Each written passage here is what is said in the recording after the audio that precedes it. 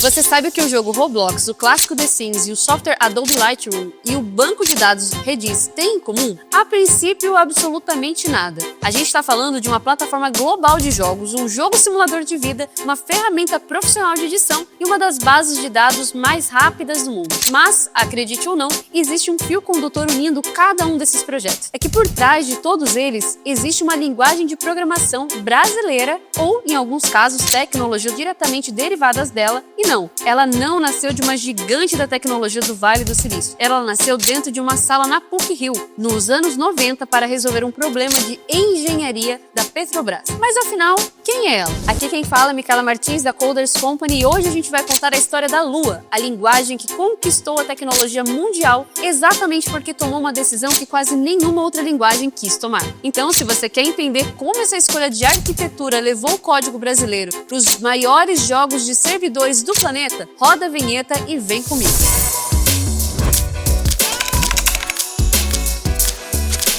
A história de Lua não começa com pesquisadores reunidos em uma sala dizendo vamos criar a próxima grande linguagem do mercado. Nada disso. Na verdade, nenhuma grande tecnologia realmente começou assim. Tudo começou aqui com uma barreira comercial e burocrática. Entre o fim dos anos 70 e o início dos anos 90, o Brasil vivia o período de reserva de mercado para a informática. Então, importar tecnologia ou comprar softwares customizados de fora era um processo lento, caro e cheio de entraves políticos. E isso batia direto na Petrobras. Isso porque, como estatal, a empresa precisava de ferramentas gráficas muito específicas para tarefas de engenharia, como simulações e cálculos de estrutura. E para piorar o cenário, por causa das regras de compras públicas da época, a Petrobras acabou acumulando computadores de todos os tipos e marcas possíveis. O mesmo software precisava rodar em máquinas com DOS, Windows, Macintosh e diferentes distribuições de Unix. Sem poder simplesmente comprar uma solução pronta no exterior, a Petrobras fechou uma parceria com a TecGraph, um grupo de tecnologia em computação gráfica da PUC-Rio. Só que aí surgiu um desafio técnico. Lá na época, a equipe do TecGraph chegou a avaliar linguagens que já existiam no mercado, como TCL, Perl e Fortran. Mas tinha um problema que nenhuma dessas alternativas conseguia reunir ao mesmo tempo, que é a facilidade de uso, uma boa síntese para descrever dados e, principalmente, a portabilidade necessária para rodar em todos aqueles sistemas operacionais diferentes sem quebrar. As opções disponíveis simplesmente não atendiam. Então, a saída que eles encontraram foi construir a própria solução dentro de casa. Bom, mas antes da linguagem Lua realmente surgir, essa parceria entre a TecGraph e a Petrobras já tinha gerado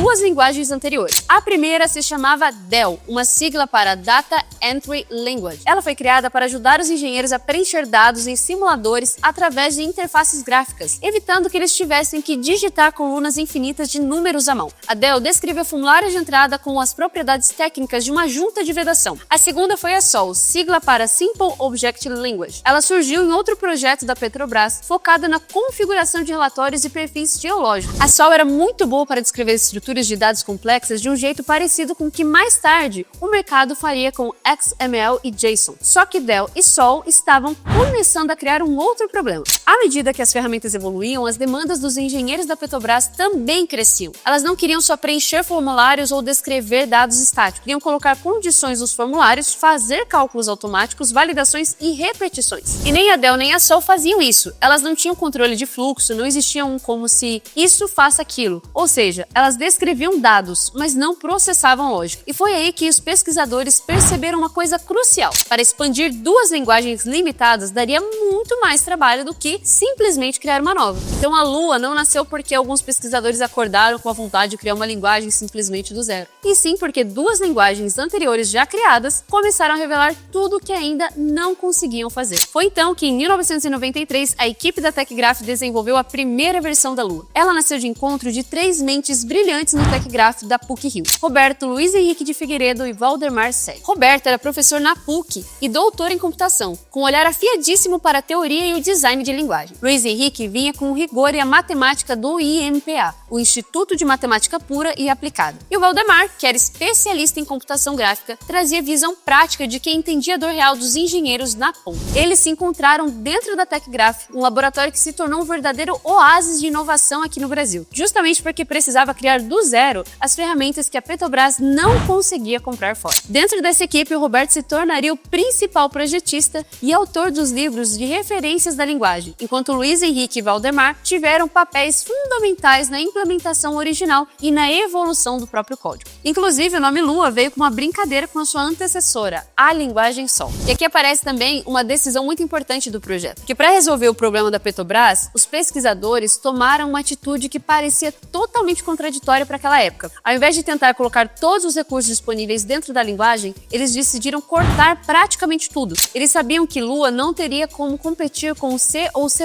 Aliás, o objetivo da Lua não era gerenciar a memória do sistema nem controlar o hardware diretamente, e sim criar uma linguagem incorporada, ou seja, um motor leve, escrito em C puro, projetado para rodar dentro de outro programa principal. Então, imagina só, pense em um jogo pesado ou em um software gráfico escrito em C++.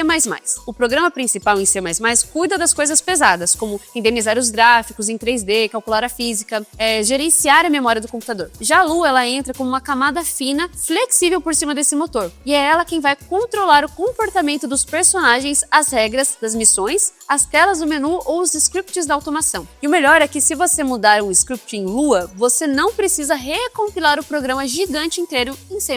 Só que para fazer isso funcionar de forma perfeita, o núcleo da linguagem precisava ser minúsculo. Por isso, o núcleo do interpretador Lua foi projetado para ter apenas alguns kilobytes. A biblioteca padrão, como manipulação de arquivos, matemática ou strings, foram organizadas de um jeito que a aplicação hospedeira pode escolher exatamente o que quer abrir e o que quer bloquear. Parece até uma limitação, né? Mas era justamente o contrário. Essa simplicidade extrema deu à Lua uma portabilidade absurda e um controle de segurança impecável. E foi exatamente o que ela decidiu não ter que abriu as portas para uma indústria global. Nos primeiros anos, Lua continuou sendo usada nos projetos da PUC-Rio e da Petrobras. Mas como a linguagem foi disponibilizada de forma aberta, o código começou a circular também fora do Brasil. E em 1997 aconteceu um momento em que mudaria o destino da linguagem para sempre. Os criadores receberam um e-mail de um programador da lendária LucasArts, o estúdio de jogos criado por George Lucas. Será que alguém já ouviu falar desse cara por aí? No e-mail, ele contava que o estúdio estava insatisfeito com a linguagem interna que usava para criar os jogos de aventura e que tinha decidido substituir essa ferramenta antiga pela Lua durante o desenvolvimento de um dos jogos mais aguardados da época, o Grim Fandango. Será que é assim que fala? Pensa no impacto disso, ó.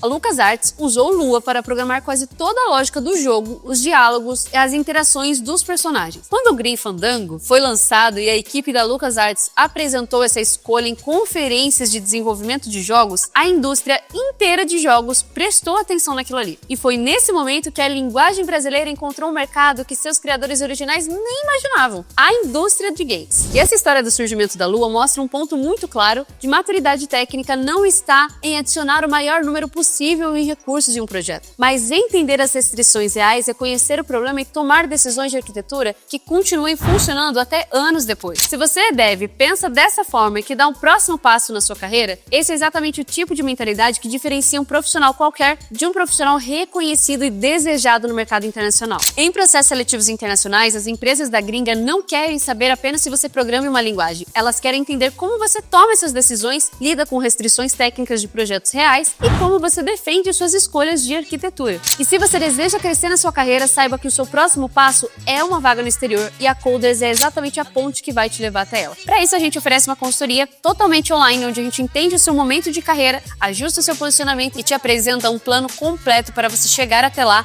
ainda nesse ano. Se você quer conquistar uma vaga internacional ganhando em dólar ou em euro e trabalhando de forma 100% remota aqui do Brasil, aponte a câmera do seu celular para o QR Code que está aparecendo aqui na tela ou clique no primeiro link que aparece aqui na descrição para garantir agora mesmo o seu horário. Tá, agora que a gente entendeu a arquitetura da linguagem, vamos olhar para onde ela realmente foi parar no mercado da tecnologia. E aqui vale a pena a gente colocar os pingos nos is com bastante precisão técnica, então eu vou te explicar. Depois do sucesso na LucasArts, outros estúdios gigantes de jogos adotaram também a linguagem. Por exemplo, no lendário World of Warcraft da Blizzard, a Lua é a linguagem oficial que permite à comunidade programar add-ons e customizar toda a interface do jogo. No clássico The Sims 2 da Max, enquanto o motor gráfico rodava na linguagem nativa e os comportamentos básicos usavam uma linguagem interna chamada Cyment, a Lua foi incorporada para gerenciar comportamentos mais complexos e inteligência de regras, principalmente em expansões como Open for Business. Só que a história do Roblox merece uma explicação ainda mais completa. É que muitos devs dizem que o Roblox roda em Lua, e na origem, isso até é verdade. O Roblox começou utilizando Lua 5.1 como sua linguagem principal de criação. Mas o crescimento gigante da plataforma, a equipe do Roblox pegou o núcleo da Lua e desenvolveu o Luau, uma linguagem derivada e criada por eles, que adicionou checagem de tipos gradual, otimizações de performance e recursos específicos para a plataforma. Ou seja, o Roblox hoje não roda em Lua, original, né, lá da PUC-Rio, mas a linguagem que alimenta o universo do Roblox só existe por causa da base criada pelos pesquisadores brasileiros. E a história não para também só no mundo dos jogos não, viu? No ecossistema de infraestrutura e bancos de dados, o Redis incorpora um interpretador Lua dentro do servidor. Isso permite que desenvolvedores enviem scripts em Lua para serem executados diretamente na memória do Redis de forma atômica e extremamente rápida, sem precisar trafegar dados de um lado para o outro na rede. No mundo da web de altíssima performance, através do ecossistema OpenRest, a Lua é integrada ao servidor Nginx. Isso permite escrever regras de roteamento, controle de acesso e gateways de APIs rodando com performance de C no núcleo de servidor web. E até na edição de imagens profissionais, ela também está presente. No Adobe Lightroom Classic, a Adobe utiliza a Lua como linguagem de scripting para a criação de plugins, de exportação, gerenciamento de metadados e integração de ferramentas. A essa altura, você pode estar se perguntando como que uma linguagem criada no Brasil nos anos 90 conseguiu se manter relevante por tantos anos sem uma multinacional fazendo marketing por trás? Bom, em primeiro lugar, pela sua licença de uso. A Lua é distribuída sob licença do MIT, uma das mais permissivas do software livre. Qualquer empresa pode pegar o código da Lua, embutir no seu produto comercial e distribuir sem pagar um único centavo de royalty. A segunda razão é a adoção técnica pura. Não existiam campanhas de marketing milionárias, eram os próprios engenheiros dentro das empresas como Blizzard, Adobe e LucasArts que testavam a linguagem, viam que ela resolvia o problema de integração melhor do que qualquer outra